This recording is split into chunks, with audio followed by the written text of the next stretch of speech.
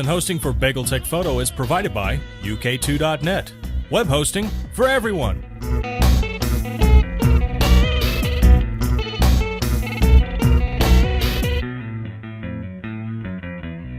Yeehaw! Welcome to this week's BagelTechFoto. The second time we've done it around because Ewan forgot to hit the recorder button. But hey, it's okay. It's the miracle of tape.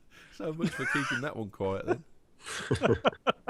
I'm your host, Kyle Swagger. A little bit, I don't know, it must be the medication I'm on this week, but feeling pretty good. And speaking of medication, our first pro photographer is definitely on a lot of medication, Mr. Alex G. Fox. How are you, Alex? Down with the weather a little bit?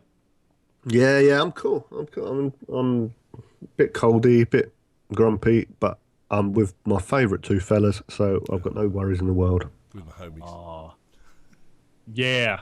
With the homies. And that one guy speaking there in the background who I don't know what kind of medication he's on. I'm surely something, Mr. Ewen Rankin. How are you, Ewen? Amphetamines, actually. Yeah, I'm fine. I'm fine. Maltesers. And Maltesers. Well, it's a heady mix. You're on something because you forgot to press the record button. Yeah, so this is the second guys, time we've my done it fault. around. But I had to point that out because you're the pro.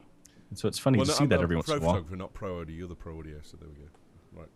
No, but this is video, so it really doesn't matter. If we can So put none of us are qualified. If we can put that behind us and move on swiftly, please.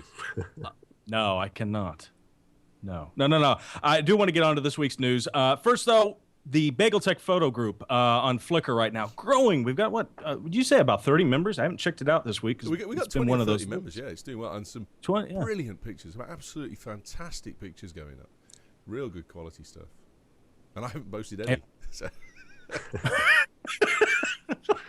Yeah, No, tell it's me great to about see it. this. I mean, I was going to say, this is the whole point behind it, is to get everybody involved that listens to the show. And do check it out. It's BagelTechFoto. It's flickr.com /groups/BagelTechFoto. And you can head on over there. You can post what you see. No nudity, please. It's been clean so far. We want to keep it that way.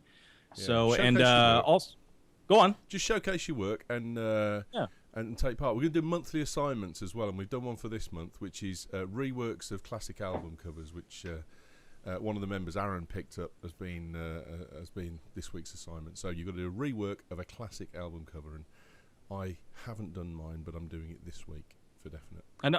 I'm doing mine. I know exactly what I'm going to do. It's right up my alley. It's the Beatles' White Album.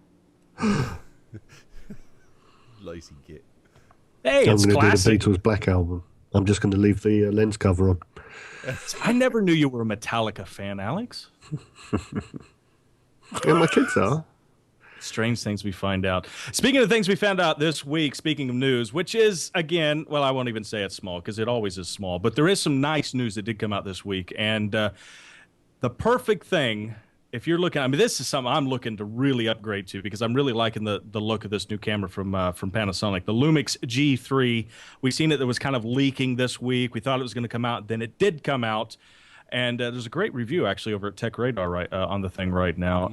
It is a stunning camera. It's kind of what we wanted, the G1 to be and the G2. And they've kind of put both together on this thing. And they've really made it consumer, but yet pro-friendly. It is. I mean, I think the thing in terms of the styling here is they've kind of leapt the styling away from being the bridging camera kind of body shape, and they've looked at the more lower end DSLR market as being the body shape. It's got a very similar kind of outline to the Canons, the kind of the 450Ds as they were, or the 300Ds, the old ones, and they're really, really good. I like the look of this. I really do like the look of it. You've got interchangeability of lenses. You've got a great processor in there. It could be really nice. Could be really nice. It's got the viewfinder too, which is what the G2 I believe is something you'd had to actually add on to it. This thing has already got it there, and micro four thirds standard is built into this thing, correct? Yeah, that's right. So you should get a good range of lenses out there to try and play with. But I think the only key point in this that I'd be cautious about is just the total price of it is. I can't find the price now. I did have it, but it's a. Where's it gone? I think it's around $700, isn't it? Yeah, it strikes me as being a little bit towards the upper end of the market. Hmm. I'll find it while Alex is talking. I've got £629. £629, that was right. But at 15 megapixels, they haven't gone stupid with the sensor. It's going to be a good quality sensor because it's Panasonic. And I was really impressed with the ISO ratings. They've gone right the way down and right the way up in the 6400 ISO. The quality is extremely good, extremely good. There's actually some nice features on there too that I noticed. I mean, you got, the usual kind of enhancing color contrast features that are in there that you would see. Not you would see as kind of a feature about it, but it has the consumer prosumer, as we kind of say on this show, ease of use to it, shall we say? Alex? Yeah, I mean, I quite like it. I think it's a nice place in the market for them to sit. That they finally actually built something which is sits nicely between the compact and the full size DSLR, and remembering that it's not trying to be anything that it's not. So everything, the compatibility within itself is going to work quite well. I mean, for someone in Carl's position, I'd say this is a very, very good place to go because you've got the usability of the DSLR and the ease of the compact. So you're not necessarily worrying about, all how to take the picture. You're going to spend the time framing, thinking about, and, being creative with your shots. And this, without too much knowledge, is going to allow you to be creative. I think it's a good idea to sit in that part of the marketplace. The part where you want slightly more of a compact, but you don't want to have to sit and learn how to be a photographer. I think it's a nice idea. Mm. But saying that though, as a photographer, would this be something that you would pick up and use? Do you feel that it's up to the game? I the if they're bringing the quality of their compacts into something slightly bigger, slightly more expandable, if you like, you're going to be able to play around with your apertures and various things like that, which you really can't do properly on any compact camera. I think it's like giving you the ability to have a good DSLR, but without the complication of having to be a photographer to use it properly first. I think it really does sit in a really nice place. Mm. Mm. There was something I was actually going to ask you, and I'll direct this to you, Ewan. When I was reading the article, I actually seen where it was saying that you can do 20 high quality JPEGs, 7 RAWs or simultaneous RAWs, and JPEG files that can be captured before the three or the G3 slows down. Now, what exactly do they mean by that? I mean, you're telling the more pictures I'm going to take to the SD card, the slower this camera's going to get? They're probably talking about buffer there, aren't they? So they're suggesting that you can capture a large amount of images. They'll increase the buffer size. When you take an image, the processor has to then write that to the card. The card is probably the slowest component now in most cameras that you'd come across. The processors are getting a lot faster in the newer stuff. You've seen dual core come in this year as well as. Mm-hmm. So the chances are that what they're saying is they've applied quite a big buffer size to this for transfer to card. So even if you've got a fairly old SD card, the chances are you'll still be able to capture an awful lot of images before you start running out. And the camera says no, full. I like the looks of it. I mean, when I first seen it, I was like, it makes me feel pro-ish. But it is a little expensive. I mean, but this is not your $400, $500 camera. This is the upper range, but it is below a Nikon, which is around what the $1,000 mark right now for one of theirs lower lines. Same with Canon, and we always talk about on the show how great a camera Panasonic makes with the Lumix line. So is the marriage good with the G, as they're saying here? Is the marriage good with the G1 and the G2 now with the G3? I'll get your thoughts, final thoughts there, Alex. Yeah, I think the other specs. We use the phrase quite a lot that this is this camera is it's a stepping stone. I think the G1 and the G2 were the stepping stone. I think with the G3 they've now landed on their feet. So like they did with the very early Lumix, the small Lumix, they had to find their feet, and then they produced excellent camera after camera after camera. And I think this is the first part of their bridge range will have now built a camera that I'd say, right, this is the benchmark now. Let's go Hmm. forward. I think the only thing Ewan? that I would disagree with on the camera itself, it's a Lumix. We love Lumix at the moment. They're doing well with the processors. The image quality is fantastic. The onboard functionality for letting the camera take over is extremely good, rather than ruining the quality of photos, which some cameras can do. The fact that they've released this in a range of colours kind of switches me off a little bit for it. Mhm. That kind of sends it a bit more towards the um, the 30-somethings pro-female, as in professional male, not pro-photographer male, female. It's something that makes it a little bit more juvenile as a camera platform, and it detracts from it being a serious camera that people would take around with them and feel that they could. If I go out for a day, I want to take a camera with me that I think will do the job of capturing the family images and just having the fun stuff and being there for the moment. But if I turn around and I see something that I can take an image for stock, it's something that's going to be good enough quality to be able to shove that on the net. This has got those qualities, but the persona that it gives out doesn't make me feel that initially. And also, I think on the price range, at the price, I think it's about £100 too much. If they could pull the price down to 500, I think these things would sell like hotcakes. Like 499, something like 499, that. 499. Yeah. None of these would be Which left it, on the shelf. which it might well do. I mean, this thing was just released this week, and I see what you're saying about, it puts you off a little bit because there is certain colors out, but maybe that's also the market they're trying to hit. They're saying, hey, why go for this? Spend a couple of $100 more, get something that a pro would use. Yeah, but for Because another, let's face it, if it was only in black or if it was only in gray, would you be more enticed to buy one, Ewan? no, I was saying that the changing colours is something that makes me believe it as a brand. It looks more juvenile, so it steers it away from me as a pro photographer. But Mm. I think what I'm saying is, if you add another £100 to the price tag, you're stepping up to things like the Fujifilm that we looked at the other week.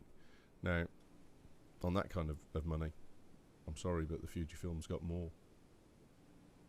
For a pro, maybe. But this Yeah. is supposed to be towards the.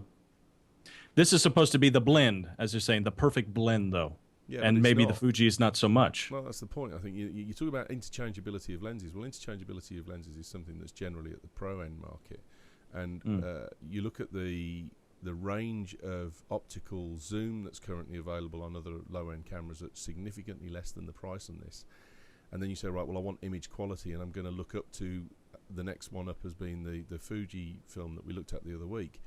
The Fuji film's got far more, but it's got no interchangeability of lenses. But it doesn't matter because it's a better camera for the job of going out and capturing the moment.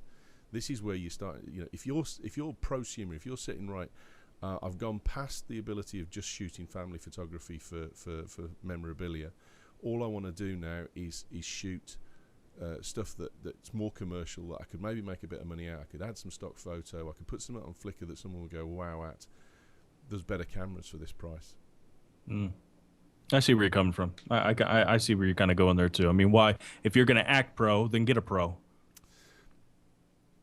I think there is a bridge market, but I think it's £100 less than this camera. All right, good deal. Any final thoughts, Alex? Yeah, I Before we mean, move on. I can see where Ewan's going. I would say, though, the marketplace needs to be filled with competitors before the prices start to come down. So it's always going to be a good thing for the consumer that people like Fuji and Panasonic are fighting for the same area. Mm.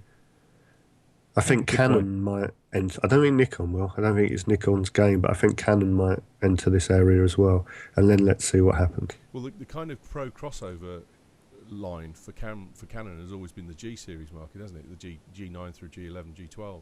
Yeah, exactly. So and you look at those; they're firmly fixed as being compacts. They're not interested in being interchangeable lenses, and they give full pro functionality, and they're £150 cheaper than this camera. Yeah, I think it's a good thing for the market. I think this area of the market it's always been underdone. I mean, funny, I mentioned it maybe a couple of months ago now, but when before DSLRs became, if you like, prosumer, other than the very, very top of the range cameras, This is more or less what you had. I mean, you didn't have interchangeability of lenses, but this is what you had. You either had very, very top of the range DSLR, you had pretty inadequate compacts, and this was the area that was in the middle. It then disappeared because people were able to make good compacts and good affordable DSLRs. Now it's coming back. I think this sort of is all to do with the way mirrorless technology is taking over.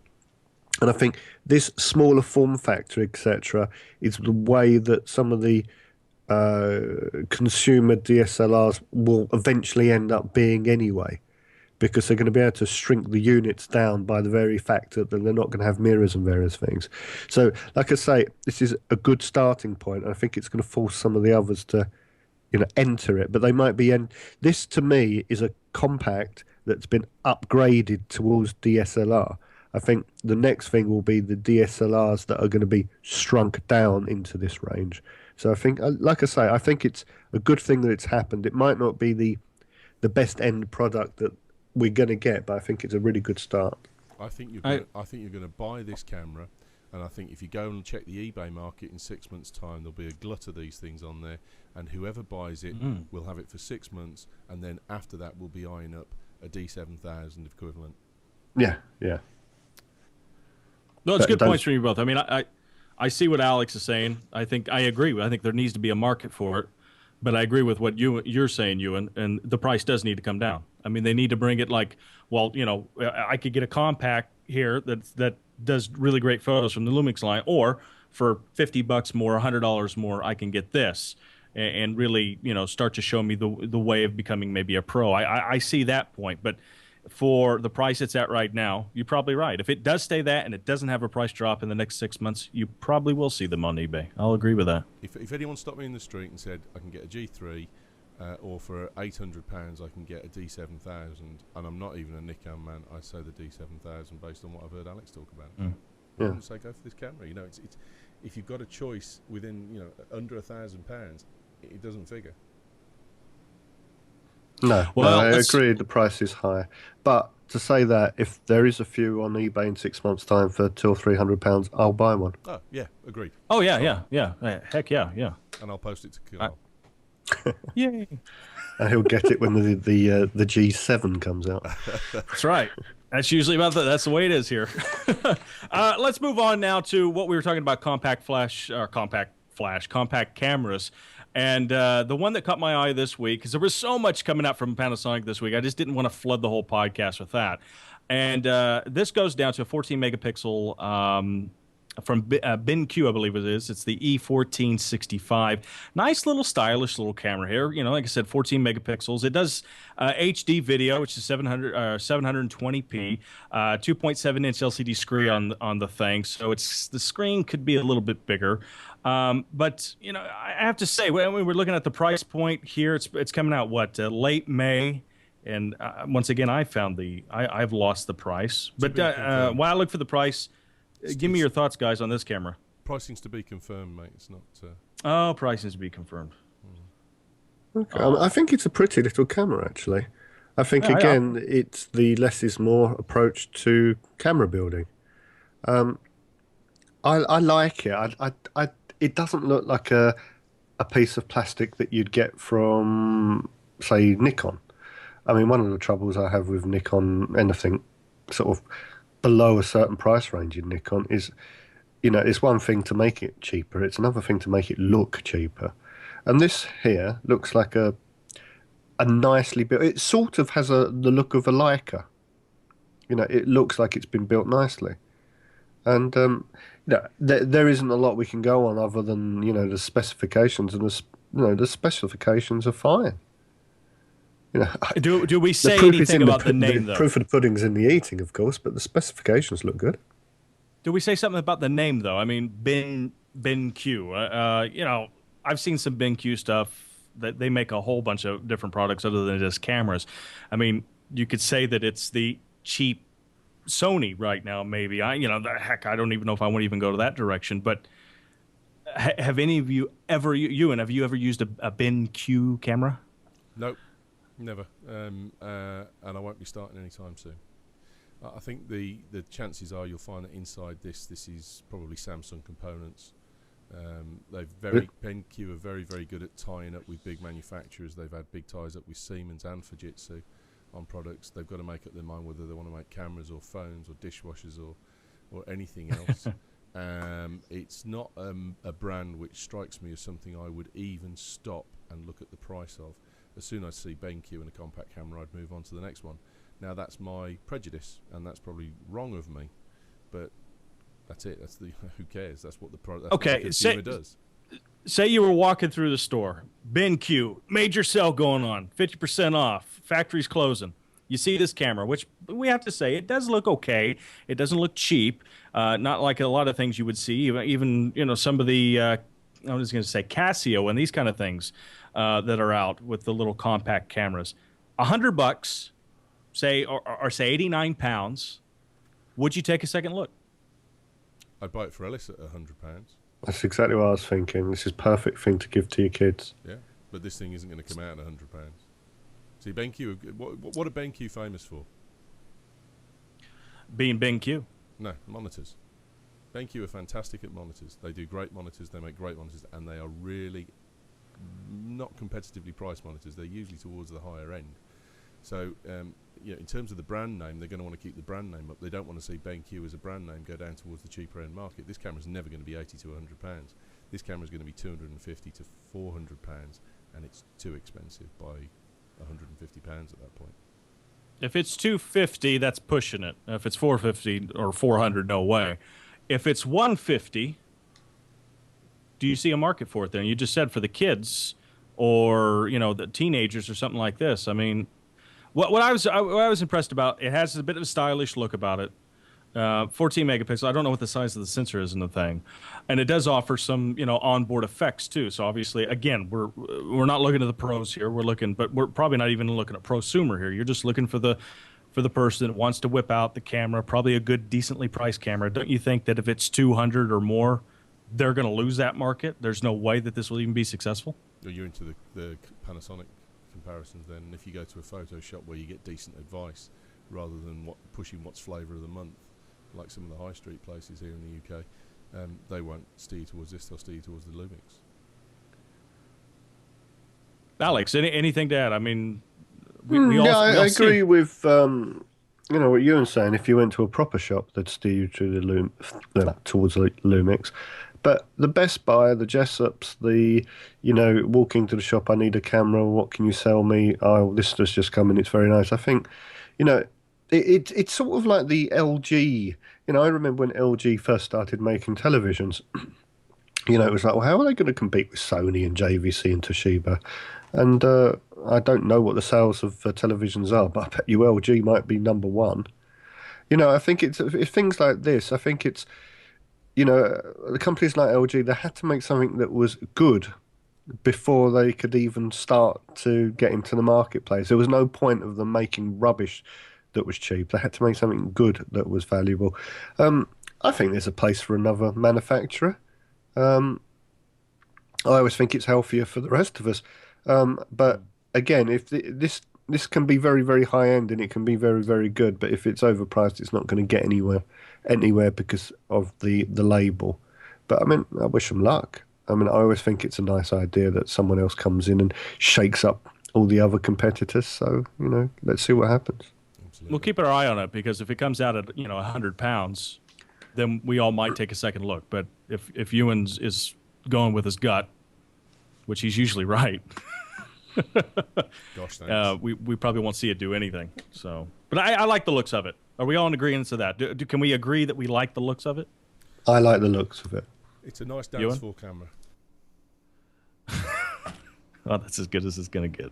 All right, let's move on now to our last piece of news this week. And this is very much a concept, very much something, again, that I would be very much interested in, because I'm so in love with my iPhone 4 of taking pictures with it. To me, that's my compact camera right now. I mean, that's the one I do. It's easy. It's there. Whip it out. What is this thing called? The Olo Clip? The Olo Clip? Yeah. I guess it's a concept thing right now.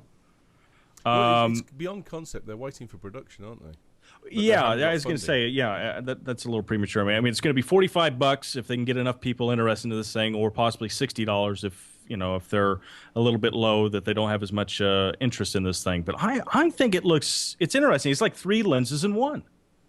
Yeah, the way it works is that they've got this idea that when they get $15,000 of backing, they'll then go into production with this thing because they've covered their costs. In order to get one of the first ones and be a backer, you've got to give them $45, so you're getting it cheap. If you're going to buy the production model afterwards and you're not one of the original backers of the 15 grand, then it's going to cost you $60 for every single one that you buy.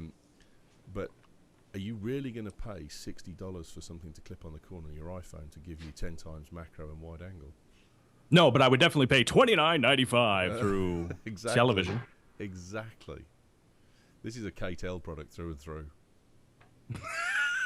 KTEL or not, KTEL had some crap. Some of the stuff between the grooves on those records was okay. Sometimes it was the original artist. Most of the time it wasn't. But there was some things that were good about it. I mean, could we see if it's $29.95, $19.95, it could be yours today. I mean, wouldn't you get this for your iPhone just to say that, hey, what the heck, it's worth a try?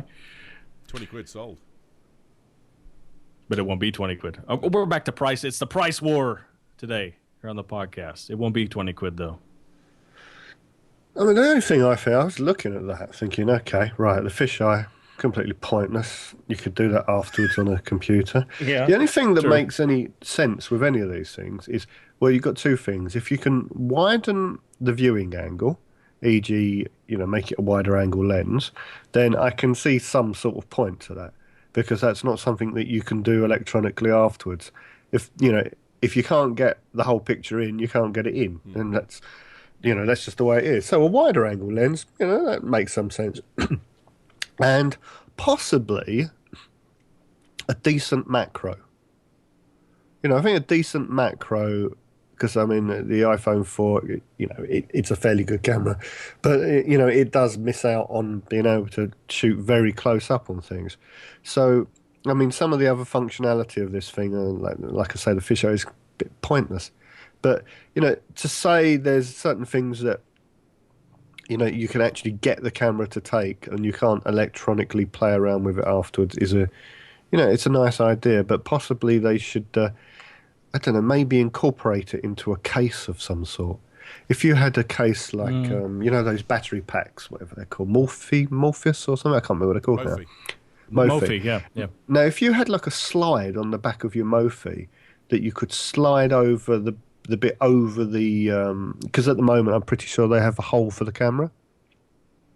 But if you had like a slide function where you could slide over a lens converter that was all built into it, that then added the functionality of either macro or wider angle, then I think that would be a really good idea. But to have it as a separate entity that does nothing else other than make a mediocre camera do something slightly better, I think it's, how long are you you might buy this, and how long are you going to keep it for? All of 20 minutes. You were going to say something, Ewan? Go ahead. I was going to say, I mean, I agree with that entirely. If you want to just widen the field of view on the iPhone camera, that's one of the limiting factors. It's very, very tight in comparison to other handheld cameras and compacts. You'd want something just that little bit wider. It's got that lens within it. If you talk about the fisheye, pointless. Agree entirely with Alex on that one. And I agree that it'd be nice to have a macro, but I think the problem is not going to be the product then when they go to the macro. The problem is going to be the iPhone, because it is impossible to shoot with the iPhone with any kind of steadiness in your hand. You're using your finger in a very unnatural position to dab the camera icon on the touch screen, or to use to make it actually happen. The best thing that ever happened was Camera Pro putting the use of the volume button to trigger the lens. And why Apple didn't embrace that, because it would have just made the iPhone 4 camera so much more functional. You stick a macro lens on this thing, you're going to get fantastic views every time you try and take the picture. You've got to bear in mind you've got extremely sensitive depth of field with macro because of the focal length, and you're then going to get a lot of shake on the camera when you try and take the picture, and you're going to get crap results with this. I've often wondered, I mean, the more I see these things and the more we talk about it, it's like every time I get excited when I see it. And to be honest with you, after we do the show and I see these things and I talk to you guys, I'm no longer excited anymore. In fact, I'm slightly depressed because I feel like no matter what we do, yeah, we all know iPhone, great camera, but is that as good as it's going to get? iPhone, good camera. Screw the added accessories. Forget trying to put a telescope on the end of the damn thing. Just use it as it's supposed to be and wait for Apple to come out with a better camera or a better phone next time. If you want a better camera, you've got to be careful what you're judging these things on. Now, if you were showing me these things on the Mac show as novelty products at 20 to 30, or even 15 to 20 pounds, I'd get excited about them just like you are. But you're not. You're showing them on a photography show, and the photographers on the show are saying, but they're not going to take nice pictures. They're not going to improve what you've currently got. The iPhone 4 takes a nice picture. It's fine. It's dandy. You could publish from it to a commercial level for reportage. But you start throwing these things on it, and you're sticking something else between the camera and the image, and what you're sticking between it is not a significantly high quality because it's selling for 20 to 30 pounds. So all of a sudden now, you're asking on a photography podcast whether this is a good photographic attachment. The answer is always going to be no, it's not. No. On a Mac show, it's going to be fantastic because it's about Instagram and those kind of things. On a photography podcast, no, this is not going to be good enough. It's going to deteriorate the quality of your images. You're never going to be able to use them commercially, but you probably don't want to anyway. Speaking of that, we do offer a Mac show here on the BagelTech Network. You can tune to that next if you're watching us live. But yeah, I see exactly where you're coming from, Ewan. And yeah, that's exactly right. Period. I'm going to shut up now because I got no other comment. I'm going to ask Alex if he's got anything else to add to our little add-on piece of crap. Yeah, it's just to sort of back up what Ewan just said.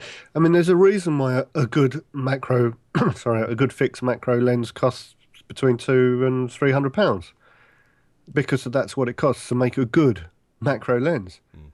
It doesn't cost you $60. That's the fact. I mean, the reason why all these add-ons and things for the iPhones don't work is because the iPhone's a phone that just happens to have a camera in it. And for what limitations it has, it does it quite well. But, it's like having a push bike and then putting a load of spoilers on it. It's not really going to improve the performance of the push bike.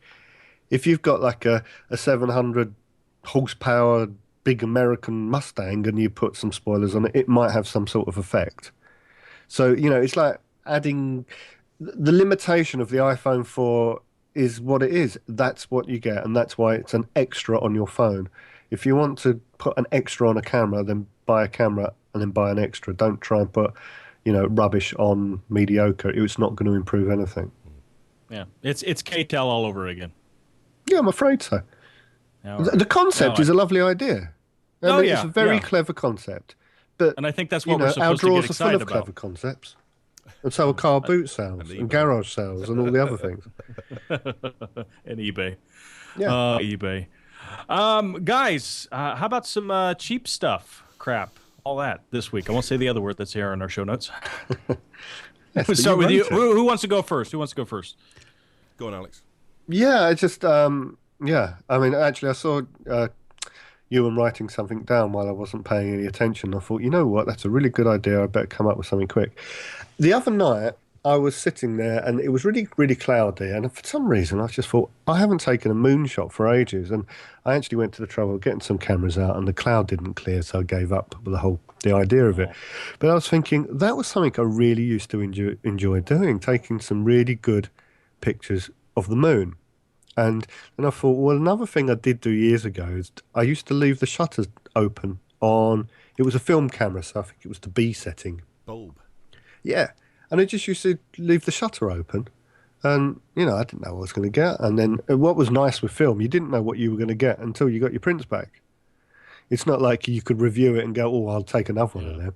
So I'd take one shot at 5 seconds of the stars, then I'd take another one at 20, then I'd leave it for half an hour, and then I'd leave it for 5 hours. Go to bed, come back and take it off again. Someone would nick the camera. Beg your pardon? Someone would nick the camera. Yeah, that's what I was about to say. Hell, it's all right, mate. Anymore. I don't live in Birmingham. But they left the roll of film for you. Yeah, exactly. But yeah, I mean, some of these things. With digital camera, obviously, it makes life a lot easier. But when you're photographing stars, especially if you're somewhere where you haven't got too much light pollution, the effects and what you get, you wouldn't necessarily understand, but it will show you the way the Earth is moving, the way we're spinning, and various things like that, and you can get some really lovely effects. So, I would say, we're getting to the nicer time of year where we should have clearer skies.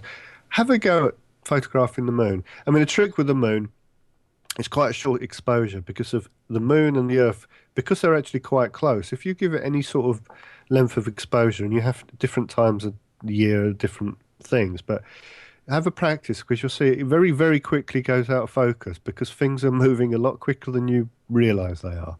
It won't stay sharp if you give it more than a second or two. So with the moon, it's quite a quick shot, but with the stars, practice just have a test. Leave it for 2 minutes, and you'll be able to see actually in your picture the stars are moving. Well, then obviously we are, but you can see the path that they're moving across the sky. And also, the longer you leave it, it's the same way as the radio telescopes work, etc. The longer you leave it, the things that you can't see with the naked eye, they start to appear. So you'll see, you might only with your eye see 3 or 4 stars. You leave it for half an hour and go and have a look, and you'll see 300 or 400 stars. So it's good fun, it's good interest, and it does explain to children how it all works. And for that reason, I think it's good fun anyway. Alex, is that your cheap thinking because the moon and stars are free? Yeah. Well, how much cheaper can you get? Exactly. There you go. It's funny you're saying about the moon. I took it was a few years ago. It was with one of the old iPhones. I took a picture of the moon. It's actually up there on our Flickr group account. Very good. Very good. Moon's a good subject. It smiles back at you. Yeah, exactly. But you zoom in. Even what is quite wonderful. You start getting a slight, using a camera with a long zoom, and you can start filling up. The amount of things you can actually pick up on the moon. You get the right time of year, and you get the right shadow on the moon. You can see craters. You can photograph them, and it's very humbling. Except with an iPhone, it just looks like a big bright dot. No, great tip, Alex. Yeah, and the moon is a beautiful. If you get a clear night with the stars and everything, it does make for a fantastic picture. It really, really does. It's breathtaking. Great, and cheap and free. Ewan, what about you? You got something cheap and free and easy on the budget? Sorry, I was holding my breath. Just about to pass out. Oh. Yeah, mine is dead simple. Get yourself a black sheet and a black background or some black sugar paper or something like that. Go in a dark room, get yourself a toy car and spray the car black with matte black paint, and then put some black thread around it, and then put some light sources on the camera and expose them for 30 seconds, something like that, and pull them in front of the lens of the camera in different directions and see what happens. Really cool one, if you're brave, is to stick a candle, wax a candle onto the top of the car, and then pull the candle in front, because laterally moving candles are fantastic because of the bend with the wind resistance and that kind of stuff. You can get some fabulous effects, and just alter your exposure time. Just go for anything from 1/60th all the way up to maybe 5 minutes, whatever you fancy. And the other one is, if you're looking for a good backdrop for a black and white photo, you can't beat a paving slab. Go and get yourself a paving slab, put it down on the ground, put some garden tools or something like that on it, or knife and fork even, and shoot it, and then transfer it into black and white when you get into Photoshop. You get some really impacting images, really high contrast, and really grungy, really good. There you go. Cool do. Yeah, and it's cheap. And it's cheap. Haven't Easy heard on the the word budget. grungy for a while. Grunge, yeah, I love grunge. Good tips, guys, and both free. Well, kind of free, anyways. Using a little bit of money, but not too much at all. So yeah. Questions? Shall we get into them? Mm-hmm. Okay, let's do it. First question is actually from Ben. It says, "Hi guys, loving the show. Keep on going, please." I guess he's a loyal fan, so thanks very much, Ben, for listening. Straight question for Alex. So this is only addressed to you, Alex. I want to buy a new camera. I've decided that he wants Nikon, so all the more that's why he's addressed it to you. He says he has an old lens from an uncle, and he wanted to know whether to buy the D7000 or the D300. He said he can afford both, but he wants to see which one you would choose. I see good and bad in both, but want Alex's point of view. Sorry, Ewan. There you go. So It's quite a simple question. It's a simple answer, really. The D7000 is a very nice does everything camera. It does video very well. Takes pictures very well. But I mean, it's what's it, 16.2, 16.4 megapixel camera. I mean, it does it all nicely, but nicely, great, wonderful. The D300S is it's only 12 megapixels and it doesn't do video as well, but it is a better camera. It has better focus. It has faster focus. It's the bottom end of the Nikon professional range. So what I would say is if you're more interested in film than you are, well, not more interested. If you're interested in film, then buy the D7000. If you're interested in getting a better photograph, then buy the D300S. Both of them do the similar things, but the D300S does the photographing a lot better, but the D7000 does the video a lot better. So that's your quandary. The D300 shoots S. and 300S shoots video. Yeah, it shoots it, but it's nowhere near as good. Right. The D7000 is built basically does both things quite well, whereas the D300S is a still camera with video added. Yeah, yeah. It's a better still camera, even though it's got less megapixels. It's a better sensor. It's certainly got better focus. It's got the full 51-point autofocus, whereas the other one's got the broken 20-point autofocus. It's much of a muchness, but the video's better on the 7000, but the D300S is a better stills camera. I can't find it, but isn't one of them full frame? No, neither of them are full frame.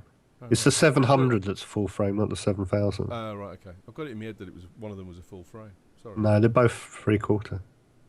Thank you. So the D7000 is your pick, Alex.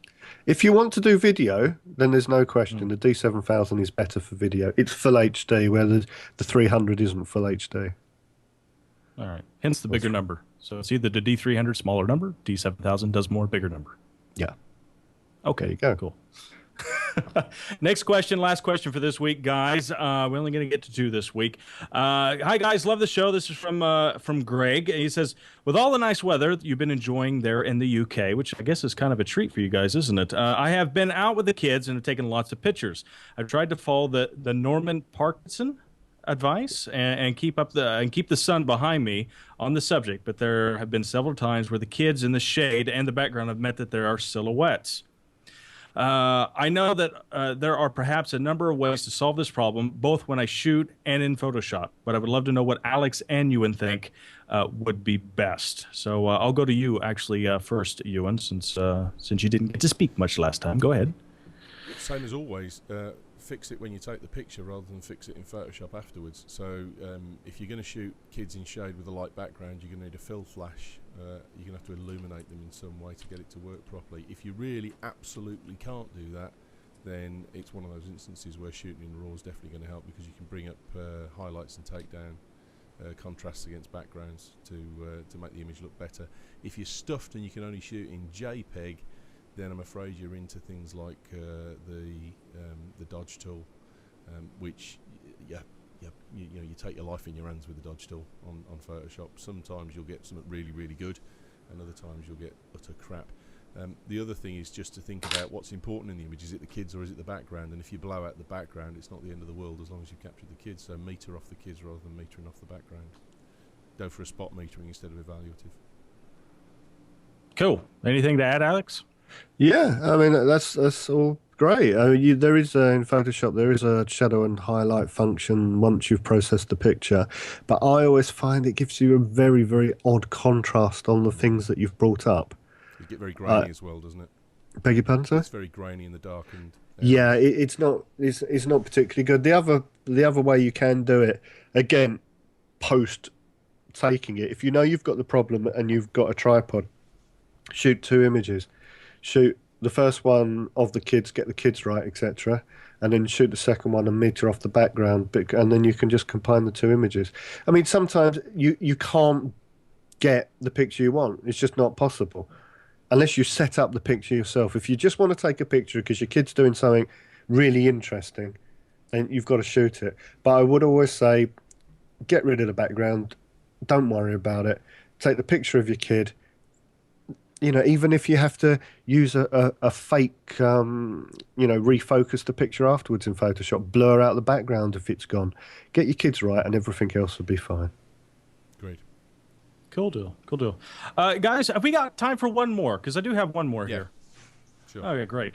Let's do one more then.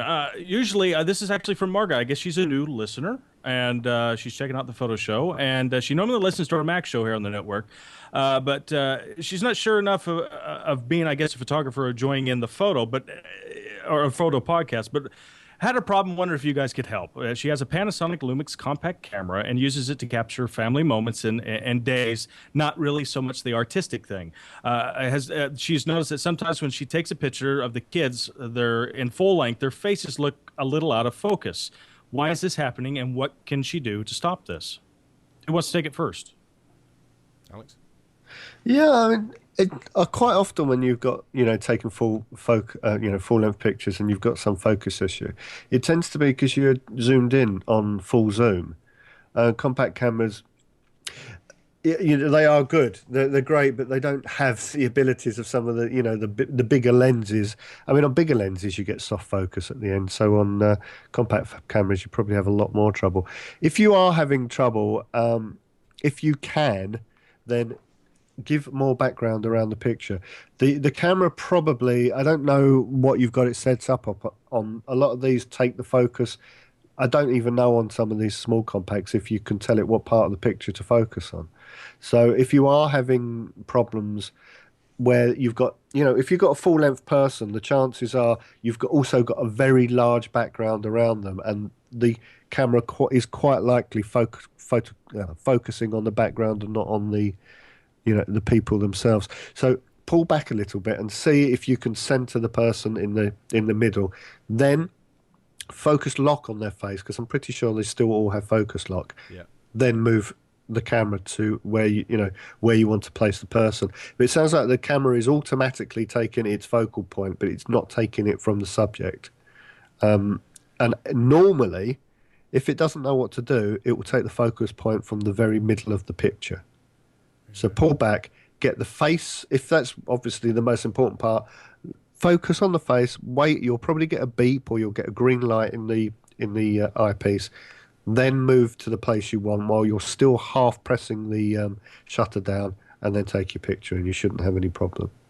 I think I'd look at the camera settings as well, Margaret, because if you're shooting on full auto mode, even from the sort of the DMC range series upwards, the Panasonic Lumix are very good for facial recognition, and they do very, very well with that. So I'm guessing if you're not getting faces in focus, the chances are you're probably shooting in program mode, or you're shooting in one of the other priority modes. Let the camera take over if you're really struggling, and see what happens. If that comes back and it's in focus, then I'm sorry, but it's you. But having said that, if the full auto mode is not, and you have got face recognition, is not gathering the image properly on the faces, take it back to a camera shop and see if they can have a look at it. It might be faulty. Yeah, there's always that option. But also remembering, if people are wearing hats and things like that, if their faces are in the shade, the camera is going to focus on the lighter part of the image. Yeah. Cool deal, guys. Good deals. Like I said, we answer your questions the best we can, and hopefully we can help you out. You can get your questions, send them to us. Simple to do. BagelTechFoto@gmail.com, and we will get to yours each and every week, or at least we'll try to, anyways. If not, we'll carry it over and do it, of course, on the next week's show. We do get a lot of them in, but keep them coming, because we will answer them. Before we close out this week's show, I got to give, as always, UK2.net. My God, I mean, I don't know what we'd be with the network without them. They keep us afloat. They keep us alive. They got great things going on with the Bagel Tech Network right now. If you're outgrowing your own server, outgrowing the room on it, check out UK2's prices over there. Just go to BagelTechNews.com, and you'll click right through there. You see it towards the bottom of the page there. Use our click-through. That way they know we're sending you. And you can take advantage right now. They're actually giving out certain things, and they're giving out even iPads if you sign up for certain services. That's right. Yeah, you sign up for the co-location services, you're going to get a free iPad anyway. And if you even just buy a domain at £1.79, you're going to get entered into a draw for an iPad. So There's lots to do. The other thing to say with them is they've added 10 new nodes to our server because of the demand that we've had just recently. So, whatever you do, if you're listening just now, stop what you're doing. Go to BagelTechNews.com. Go down to the logo, click on it, and it registers a click-through from us. And they're happy with that. That's what they want. They just want you visiting their site from our site. That's all we need. Just please do that, and you will keep BagelTech on air. Please do. And also, if you can and you love the show, go into iTunes, give us some reviews there, because it does really help us in our standings with iTunes there, and it gets the word out more for people to tune in to this show and of course all the shows on the BagelTech Network. And of course, you can find all the shows just going to BagelTechNews.com. You can check out everything that we have here on the network. Well, it's the time of the show. Where can we get a hold of you guys, Ewan? Where can we get a hold of you? You can get me at Ewen Rankin on Twitter, and I've also got a website up now, a new one, ewenrankin.co.uk. I've gone for the minimalist, slimmed down look, and it looks pretty punchy. Actually, I've got some nice comments from people. Thank you very much. Sweet. I didn't even know it was there. Yeah. I'll go check it out after the show, after I click through the UK Tune thing. Or Alex, should I say, where can we find you? I pretty much know, but you live there now. Yeah, I live there. I live at Alex G. Fox on Twittery thing. As always. Yeah, we have some nice conversations. Actually, you have more conversations with my wife than we do. Oh, more in common. See, we both know you. That's why we've got something in common. Oh, yeah, that's right. You're talking behind my back. I know you guys. At least you do it in public, and I appreciate that. If anybody's bothered, you can find me on Twitter as well, twitter.com/Kyle Swagger. We will be back here next week, as always, with the latest happenings in photography news. We do hope you will join us 11 a.m. Eastern Standard Time, UK time, 11 a.m. UK time for the photo show, followed by the Mac show, as always, live at 1 p.m. And then, of course, the BagelTech Big Show with our Bagel Broadcast Friday at 10 p.m. right here on the BagelTech Network. We hope you will join us, and we hope to see you. Thanks for tuning in. We'll see you next week right here on BagelTechFoto.